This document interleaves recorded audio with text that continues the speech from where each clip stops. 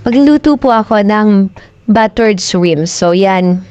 Ito po yung aking mga gagamitin na ingredients. Minced garlic, 1/4 na butter, powdered pepper, salt, saka Sprite. So, before ko lutuin yan, imamarinate ko muna, guys, yung shrimp sa Sprite at least 10 minutes, guys. So, antayin natin. Then, after 10 minutes, so magpapainit na po ako ng pan. Pag mainit na yan, guys, saka ko naman ilalagay yung 1/4 na butter. Kasi yung aking shrimp, guys, ay half kilo lang. So yan, lalagay ko na, guys, yung butter. So hindi ako gumagamit, guys, ng mantika. Butter lang talaga. So antayin lang natin yan, guys, na mag-melt. Then after mag-melt yan, ay saka ko naman ilalagay itong minced garlic. So hinaan natin yung apoy, guys, in medium heat lang para hindi siya masunog.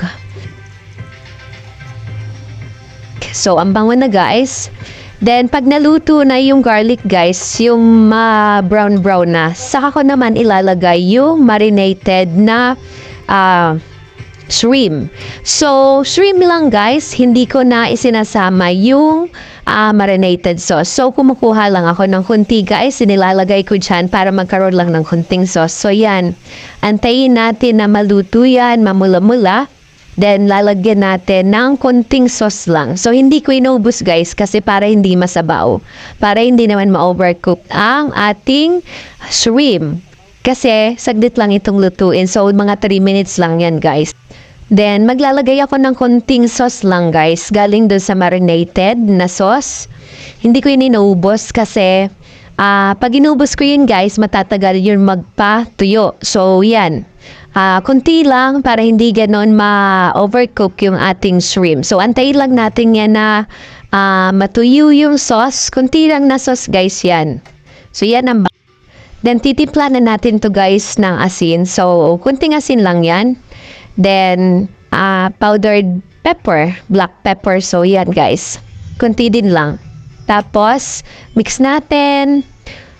Antayin natin na matuyo to, guys. Pag ito ay umiga na, haluto na to, guys. So, antayin lang natin na matuyo yung sauce, saka natin hanguin.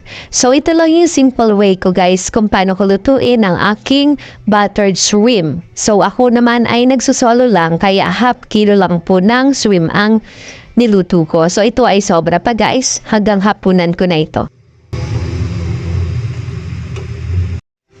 So, after 3 minutes, guys, so yan, luto na ang aking buttered shrimp.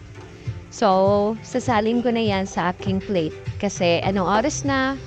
Lunch time na rin. So, gutom na po ako. So, kain po tayo, guys.